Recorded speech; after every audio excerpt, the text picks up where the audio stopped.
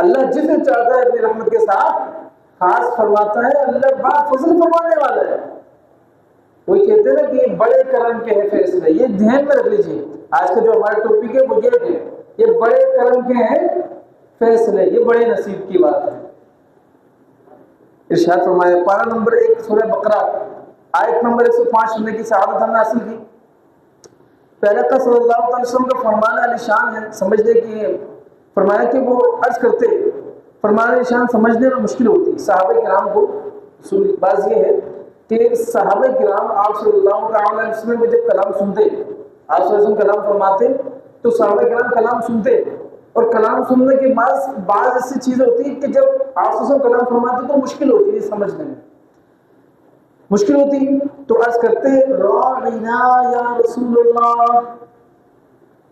या राइना या रसूलुल्लाह, या रसूलुल्लाह सल्लल्लाहु अलैहि वसल्लम हमारी तरफ रियायत फरमाइए।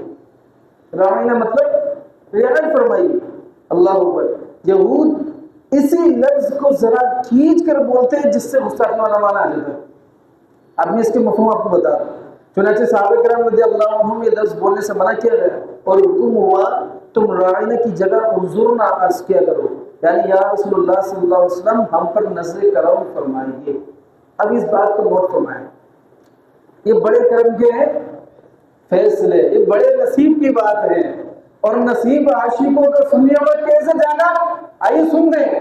सहाबा किराम हुजूर की बारगाह में बैठते हैं, हुजूर सल्लल्लाहु अलैहि वसल्लम कलाम फरमाते हैं। सहाबा को थोड़ी समझने में मुश्किल होती है, हुजूर क्या इरशाद फरमा रहे हैं, या रोइना या रसूलुल्लाह, रोइना या रसूलुल्लाह, या रसूलुल्लाह रियायत फरमाइए, या रसूलुल्लाह इनायत फरमाइए, रियायत फरमाइए।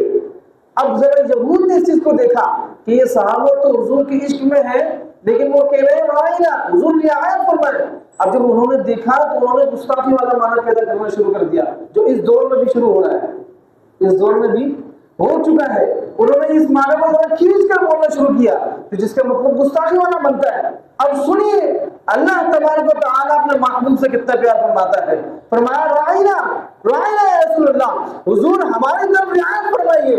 जब अल्लाह ने फरमाया, अपने सहाबा को मना फरमा दिया कि या रसूलुल्लाह उन्जुर हालना, या रसूलुल्लाह उन्जुर हालना। अब मुझे कहने दीजिए कि जब आशिक झूम झूम कर कहता है तो कौन है जो शर्त के फतवा लगाता है, झूम झूम कर कहता है या रसूलुल्लाह उन्जुर हालना, या हबीबल्लाह इस्मा क़ालना, या रसूलुल्लाह उन्जुर हालना, या हबीबल्लाह इस्मा क़ालना, इन्ननी फी बहरि हम्मिन मुग़रक़ुन खुज़ यदी साहिल लना अशग़ालना। आशिक को झूम झूम कर कहता है, और राइना मना कर दिया, इरशाद रब की तरफ से हुआ है। भाई हम नहीं कह रहे या रसूलुल्लाह हुक्म हुआ है, कहीं ना सुभान अल्लाह। तो तलब करना चाहिए या रसूलुल्लाह जुल्हार। अल्लाह ताला बस अक्ल सलीम अता फरमाए। अब वो जुमला याद रखें, क्या ये बड़े करम के हैं फैसले। अब हमारे हक में क्या फैसला है कि ये राइना नहीं कहिए, क्या कहिए हज़रत, हुजूर ना कहिए, क्या कहिए, सब दुरा क्या कहिए, राइना नहीं कहिए, क्या कहिए। फैसला हमारे हक में क्या हुआ, राइना नहीं कहना, हुजूर ना कहना है। उनके हक में क्या हुआ कि वो नाउज़ुबिल्लाह गुस्ताखी माना लेते हैं। तो जब हम कहते हैं कि बड़े करम के हैं फैसले, ये फैसला करम हम पर हुआ है, ये बड़े नसीब की बात है, हम पर हर नसीब अच्छा हुआ है। अल्लाह अकबर, कितना प्यारा टॉपिक है, बड़े करम के हैं फैसले। अब वो फैसला कोई से भी हो सकता है, सरकार कोई से भी हो सकता है, वो फैसला करम की बात है, वो फैसला कुछ भी हो सकता है, बस कबूल करने वाला हो। आगे इरशाद फरमाया, अल्लाह पाक इरशाद फरमाता है मा यवद्दुल लज़ीना कफ़रू मिन अहलिल किताबी वल मुश्रिकीन। तर्जुमा कर सुलेमान, ऐ मुसलमानों, ना तो अहले किताब के काफिर चाहते हैं और ना ही मुश्रिक चाहते हैं। यानी ना तो अहले किताब मसलन यहूद और नसारा चाहते हैं, ना ही मुश्रिकीन चाहते हैं।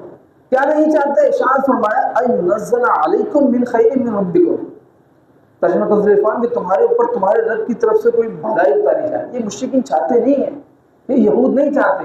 यहूद उस दौर में भी, यहूद आज भी है, तो वो तो चाहते ही नहीं है।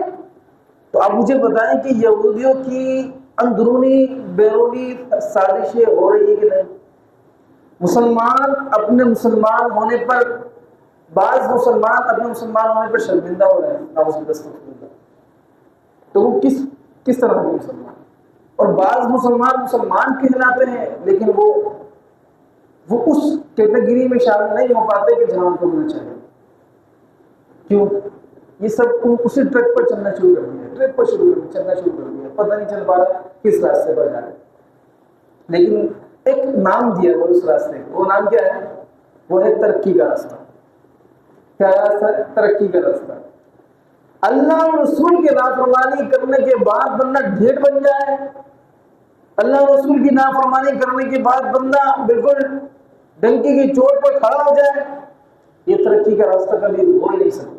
हम कभी अकेले नहीं है कि बंदे से गलती नहीं हो सकती, बनना है बंदे से गलती भी हो सकती, गुनाह भी हो सकती। उस गलती और उस गुनाह के बाद बंदा शर्मिंदा हो, मुसलमान तो यही है सर, गलती और गुनाह के बाद शर्मिंदगी तो हो, पता तो चले कि कुछ गलत किया है, नहीं गलत ही नहीं किया। जब उसने बोला कुछ गलत ही नहीं किया, तो अब बंदा किस रास्ते पर? आपको क्या अल्लाह ने क्या इरशाद फरमाया कि एक तरीके से हमें होश बनाया जा रहा है, हमसे फरमाया जा रहा है, ना अहले किताब चाहते हैं ना मुशरिकीन चाहते हैं। अल्लाह फरमा रहा है कुरान में, ये नहीं चाहते कि अल्लाह की तरफ से रहमत तुम पर हो, ये नहीं चाहते। तो समझो बात को, अल्लाह वाज़ेह इरशाद फरमा रहा है लेकिन समझ नहीं आ रही। इरशाद फरमाया मतलब ये है कि मुसलमानों, यहूद भी चाहते हैं कि तुम पर कोई बलाई ना उतरे, नसारा भी चाहते हैं कि तुम पर कोई बलाई ना उतरे, मुशरिकीन भी चाहते हैं कि तुम पर कोई बलाई ना उतरे, कि तुम रहमत इलाही से महरूम हो जाओ, ये चाहते हैं। इसलिए लोग महबूब ज़िशान सल्लल्लाहु तआला अलैहि वसल्लम की शान में गुस्ताखी करते हैं ताकि इनका देखा देखी तुम भी ऐसे गुस्ताखाना लफ्ज़ ज़बान पर लाओ और फैज़ान नबूवत से महरूम हो जाओ। इरशाद फरमाया मगर ये बदबख्त जानते नहीं है कि अल्लाहु यख्तस्सु बिरहमतिही मन यशा। अब सुभान अल्लाह नहीं मतलब बताता हूं, मगर ये जानते ही नहीं है। ये तो इतना तो जानते हैं कि हम जो है मुसलमानों को रहमत इलाही से महरूम कर देंगे, मगर ये बदबख्त नहीं जानते वल्लाहु यख्तस्सु बिरहमतिही मन यशा, और अल्लाह तबारक व तआला जिससे चाहता है अपनी रहमत के साथ खास फरमा लेता है। तो तुम चाहो या नहीं चाहो, अल्लाह जो चाहेगा वो होगा। तुम्हारी चाहत से कुछ नहीं हो सकता, अल्लाह की चाहत, बल्कि अल्लाह कुन फरमा दे तो फयकुन हो जाता है, कुन फरमा दे तो फयकुन हो जाता है। अल्लाह की चाहत से होगा, तुम्हारी चाहत से कुछ नहीं होगा। अल्लाह जिसे चाहे अपनी रहमत के साथ खास फरमा लेता है। अल्लाह बड़े फजल फरमाने वाला है, यानी अल्लाह पाक जिसे चाहता है अपनी रहमत के साथ खास फरमा ले, अल्लाह बड़े फजल वाला। लिहाजा बदबख्त लाख कोशिशें करते रहे जिन्हें अपने रब्बे करीम ने, जिन लोगों को रब्बे करीम ने अपनी रहमत के साथ खास फरमा लिया, अब तुम कुछ भी चाह लो कुछ नहीं हो सकता, क्योंकि किसने खास फरमाया? अल्लाह ने खास फरमाया। जब अल्लाह जिसको खास फरमा ले, अब ये समझे नुक्ता नोट कर ले कि अल्लाह जिसको खास फरमा ले उसके हक में कलाम का फैसला हुआ कि नहीं। तो अब वही बात दोबारा दोहराऊंगा, ये बड़े करम के हैं फैसले, ये बड़े नसीब की बात है। कुछ लोगों को मिल जाता है, कुछ दुआ से मांगते हैं, और दुआ से मांगते हैं। दुआ से किसको मिलता है? जिसको यकीन होता है कि मैं जिससे मांग रहा हूं, मैं जिससे मांग रहा हूं वो सब कुछ देने पर कादिर है। मिसाल के तौर पर किसी ने बोला या अल्लाह मुझे बाइक दे दे, मांग सकते हैं भाई, जायज़ है, अल्लाह से सब मांग सकते हैं, लोगों से मांगने से बेहतर अल्लाह से मांग। या अल्लाह बाइक दे दे, तो किसी ने कहा कि भाई तो अल्लाह की बारगाह में मांग रहा है बाइक, कोई कार मांग। किसी ने एक नॉर्मल सी कार मांग ली, तो उसने बोला भाई तो अल्लाह की बारगाह में मांग रहा है, ये छोटी सी कार मांग रहा है, बड़ी महंगी तरीन कार मांग, उसने बड़ी मांग। यानी ये नहीं देखो कि यार सिर्फ इतना मांगोगे बस ये मिल जाए, नहीं, अल्लाह की बारगाह में मांग रहे हो। किसी ने मुझे कहा कि यार ये फला बिल्डिंग है और इसके इतने इतने करोड़ रुपए की मिल रही है, यार मिल जाएगी, हालांकि कुछ भी नहीं उसके बाद। मैंने कैसे? बोले अल्लाह से अर्ज कर दूंगा। किससे अर्ज कर दूंगा? अल्लाह से अर्ज कर दूंगा। तो मुसलमानों के लिए खुशकिस्मती नहीं है यार कि हम मुसलमान घराने में पैदा हुए, और मोमिन का तो इस पर कामिल इत्तिकाद होता है कि हम रब से मांगे अपना देगा। शर्त ये कि जायज चीज मांगे। शर्त क्या है? जायज मांगे, और उतना मांगे और उतना ही मांगे जिससे आखिरत की बुराई ना हो। मैंने पहले भी कहा था, फिर कहूंगा कि दुनिया वो अच्छी जिसमें आखिरत को याद रखा जाए। दुनिया वो अच्छी जिसमें आखिरत को याद रखा जाए। बड़े अमीर तरीन लोग भी ऐसे हैं जो खौफ खुदा वाले हैं, और कुछ गरीब से गरीब भी ऐसे हैं जो नाशुक्री में इतना आगे पहुंचे हुए हैं कि अल्लाह की पनाह है। बस खौफ खुदा हासिल होना चाहिए। दुनिया भी वो भी अच्छी है, वरना कुछ लोग मगन हो जाते हैं, बिल्कुल इतने मगन हो जाते हैं तो पता ही नहीं चलता कि भाई मौत भी आनी है। अल्लाह ताला हम सबके ईमान पर खात्मा नसीब फरमाए। फरमाए गैर मुस्लिम ये बात अच्छी तरह जानते हैं कि मुसलमानों को मिटाने, ज़ेर करने का सिर्फ और सिर्फ एक ही तरीका है, वो ये है कि इनके दिलों से मोहब्बत रसूल सल्लल्लाहु अलैहि वसल्लम को निकाल दिया जाए। जब ये मोहब्बत निकल गई तो मुसलमान बस नाम के मुसलमान रह जाएंगे, अंदर से बिल्कुल खोखले हो जाएंगे। डॉक्टर इकबाल की नज़र है जिसमें इकबाल ने गैर मुस्लिमों की साजिशें बताई। इकबाल कहता है इब्लीस ने गैर मुस्लिमों को मशवरा दिया। इब्लीस ने गैर मुस्लिमों को मशवरा दिया, कहा कि वो फाका कश की मौत से डरता नहीं जरा। अल्लाह इकबाल कह रहे हैं, डॉक्टर इकबाल कह रहे फरमाते हैं कि वो फाका कश मौत से डरता नहीं जरा, रूह मोहम्मद इसके बदन से निकाल दो। अल्लाह अकबर। समझे कितना बड़ा नुक्ता है। यानी वो फाका कर लेगा, उसको कोई फर्क नहीं पड़ेगा, वो पूरे दिन उसको कुछ ना मिले कोई फर्क नहीं पड़ेगा, भूखा रहेगा कुछ फर्क नहीं पड़ेगा। तुम क्या कर रहे हो?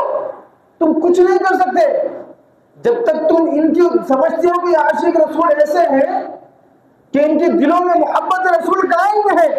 तो सुन लो, तुम कुछ नहीं कर सकते। क्या कर सकते हो? वो फाका कश मौत से डरता नहीं जरा, मौत भी है जिससे फर्क नहीं पड़ता। कहना क्या है?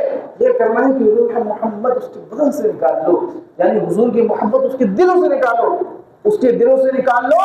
अब वो फकत चलता फिरता मुर्दा है और खोखला जिस्म है। अब उसकी रूह वो बाकी नहीं रही, वो मोहब्बत बाकी नहीं रही। अब उसे इतना समझेगा कि सुबह निकलना है, शाम में घर में आना है, इतना कमाना है, इतने का राशन आना है, इतने में बच्चों का ये करना है, वो काम करना है, सो जाएगा, फिर काम पर चला जाएगा, फिर रात को आ जाएगा, फिर सो जाएगा, फिर चला जाएगा। उसको पता ही नहीं चलेगा कि मेरा मकसद क्या है। ये खोखला है, हकीकत है। एक वो है कि जो घर वालों की तरफ भी देख रहा है और अल्लाह के दिए हुए काम को भी पूरे कर रहा है। करना क्या है? ये क्या भारी है?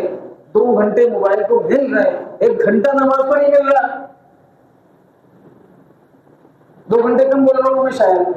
इतना टाइम मोबाइल को मिल रहा है, 1 घंटा नहीं निकल सकता, 20 मिनट एक नमाज के लिए नहीं निकल सकते, 10 मिनट एक नमाज के लिए नहीं निकल सकते।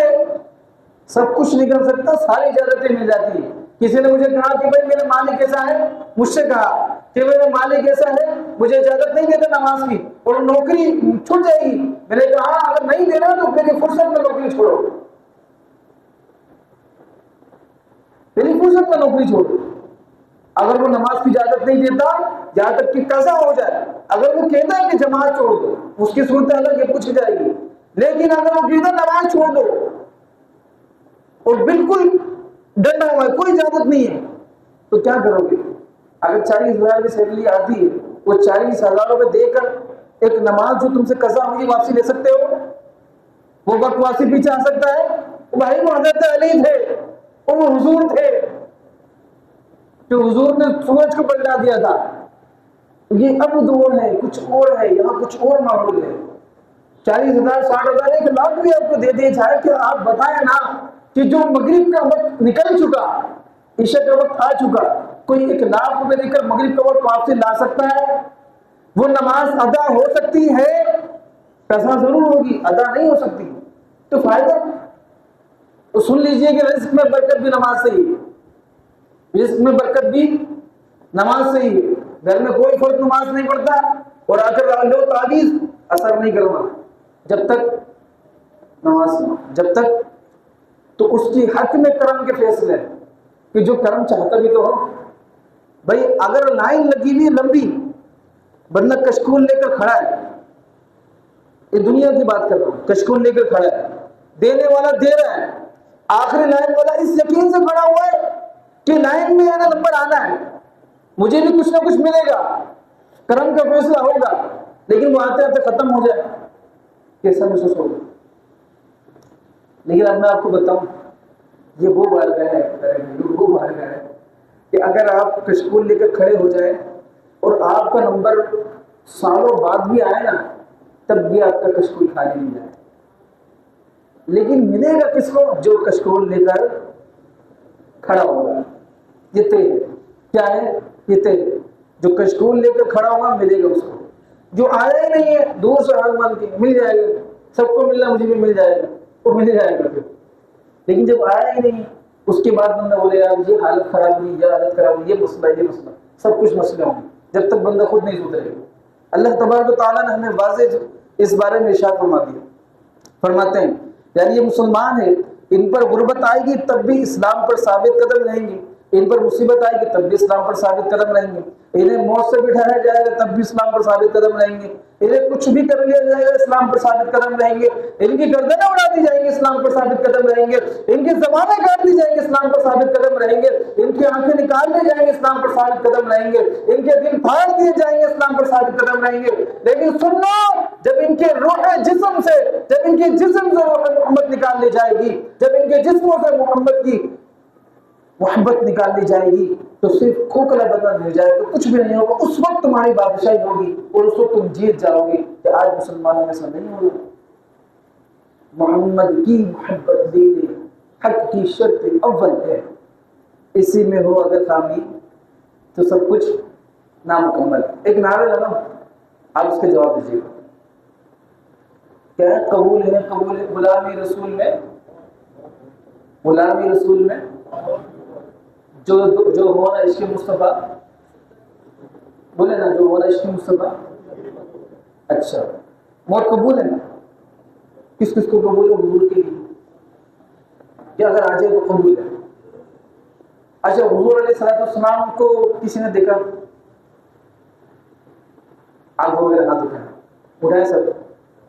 या अल्लाह, आज जो तशरीफ जितने हमारे साथ जुम्मे यहाँ पर आए हैं, सबको हुजूर अलैहिस्सलाम का सदका, हुजूर की मोहब्बत का सदका मालिक हुजूर अलैहिस्सलाम की कम से कम हमारी आंखों पे ऐसा फरमा दे, पाक फरमा दे कि ख्वाब में हुजूर की तशरीफ आवी हो जाए। अब तसव्वुर करें जरा, हुजूर अलैहिस्सलाम की दाढ़ी मुबारक भी है, आप तसव्वुर बनाए, तसव्वुर कर सकते हैं सर। इस तसव्वुर में भी अलग लज्जत है, अलग मजा है। अब तसव्वुर करें कि हुजूर का इमाम शरीफ, अब तसव्वुर करें कि हुजूर अलैहिस्सलाम, अल्लाह करे हमारे सामने हो, ये चीजें हुजूर की हैं। अब आगे खोलकर अपने आप को देखें, अपने दिल पर नजर रखें, वो चीजें अलग है। कम से कम ज़ाहिर तो अच्छा हो जाए, हुजूर से मोहब्बत कर रहे हैं, लेकिन हुजूर जिससे मोहब्बत कर रहे हैं वो है ही नहीं। दाढ़ी शरीफ, दाढ़ी में मत कितना प्यार लगता है, खूबसूरत लगता है। और बात कहते हैं यार दाढ़ी वो तो खूबसूरती नहीं, ये क्या चीज है? हुजूर से मोहब्बत भी और खूबसूरती, हुजूर से ज्यादा खूबसूरत दुनिया में कायनात में कोई है? कोई ला सकता है? हज़रत यूसुफ अलैहिस्सलाम देख कर ना, वहां की मिस्र की औरतों ने ना क्या किया था? उन्हें काट ली। भाई ऐसा नहीं कि देखो काट ली वो सेब काट ली थी, यानी कुछ ना कुछ फल वगैरह काट ली थी। हज़रत यूसुफ अलैहिस्सलाम का जब गुजर हुआ, उन्होंने देखा उनको पता ही नहीं चला कि सेब कट रहा है कि मुझे कट रही है, यानी मगन हो गई, पता नहीं चला ये इतना खूबसूरत। हज़रत यूसुफ अलैहिस्सलाम सर कटाते हैं, यहाँ मर्दाना हज़रत यूसुफ अलैहिस्सलाम की उसने क्या उंगलियां कटी, और हुजूर सल्लल्लाहु अलैहि वसल्लम को देखकर लोग गर्दनें कटाने को तैयार है कि नहीं? तो हुजूर अलैहिस्सलाम को तो पर्दों में छुपाया हुआ है, हुस्न में, हुजूर अलैहिस्सलाम के हुस्न को पर्दों में छुपाया हुआ है। इतना हुस्न था हुजूर अलैहिस्सलाम का, तो वो दाढ़ी कमी थी, तो रखेंगे इंशाअल्लाह। मुझे भाई हुजूर से मोहब्बत करते हैं, आप सबने दुआ भी की, अब दुआ में सच्चाई और सिद्क तभी आएगा जब अमल से भी करेंगे इंशाअल्लाह। करेंगे इंशाअल्लाह अज़्ज़ वजल। 2-3 चीजें दे रहा हूं आज इंशाअल्लाह, उस पर अमल करें, अगले जुम्मे में इंशाअल्लाह फर्क देखेंगे अल्लाह ने चाहा। सबसे पहला दाढ़ी रखेंगे इंशाअल्लाह। भाई नियत हो कर लें इंशाअल्लाह, दाढ़ी रखेंगे, जो होता है हो जाएगा, अल्लाह है हमारे साथ, सब कुछ आसान होगा इंशाअल्लाह। दाढ़ी रखेंगे इंशाअल्लाह अज़्ज़ वजल। दूसरा, नमाज पढ़ने आएंगे, चाहे वो इसमें आए या चाहे किसी मस्जिद में जाए, नमाज पढ़ेंगे इंशाअल्लाह, करेंगे इंशाअल्लाह। अल्लाह तबारक व तआला हम सबको अमल की तौफीक अता फरमाए।